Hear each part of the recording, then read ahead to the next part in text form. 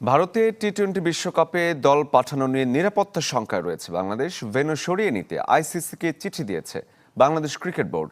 দর্শকের বিষয়ে আরও বিস্তারিত খবর জানাতে নিউজরুম থেকে আমাদের সাথে এই মুহূর্তে যুক্ত হয়েছেন রেজওয়ানুজ্জামান রাজীব। রাজীব, আমরা যে বিষয়টি বলছিলাম সেটি নিয়ে আরও বিস্তারিত তথ্য জানতে চাই আপনার কাছে।